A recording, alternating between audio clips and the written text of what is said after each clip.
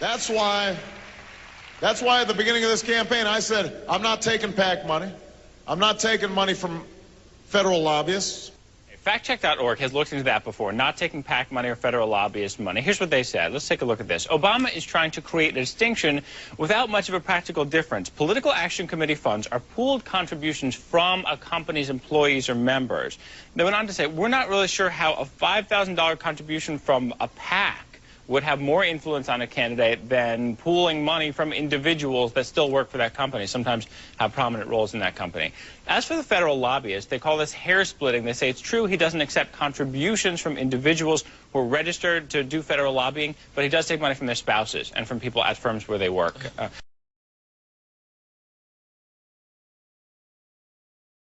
Now look, we can't begrudge businesses for trying to make a profit.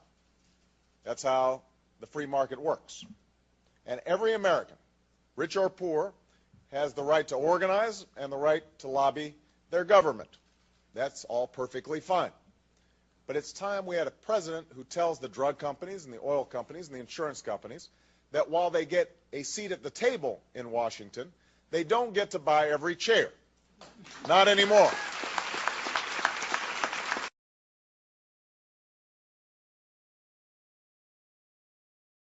On his first full day in office, President Barack Obama signed an executive order limiting the role of lobbyists in government.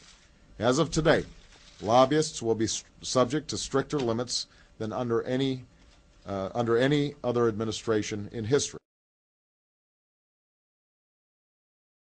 Just a couple of nights ago, we heaped praise on the new president for announcing what he called a new era of openness, where in his administration, transparency would rule the day. And the lobbyists that he was so critical of during the campaign, well, he told us, they will now face even tougher new restrictions. If you are a lobbyist entering my administration, you will not be able to work on matters you lobbied on or in the agencies you lobbied during the previous 2 years. When you leave government, you will not be able to lobby my administration for as long as I am president.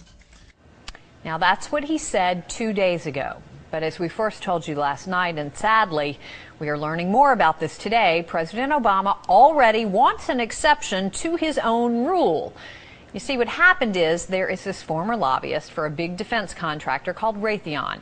His name is William Lynn, and President Obama wants him to be Deputy Defense Secretary. So the Obama administration now wants a waiver to its own rule, which basically means it is saying we will mostly put tough new restrictions on lobbyists, except when we won't. Less than 2 weeks later, Obama has made at least 3 high-profile exceptions to his own ethics policy.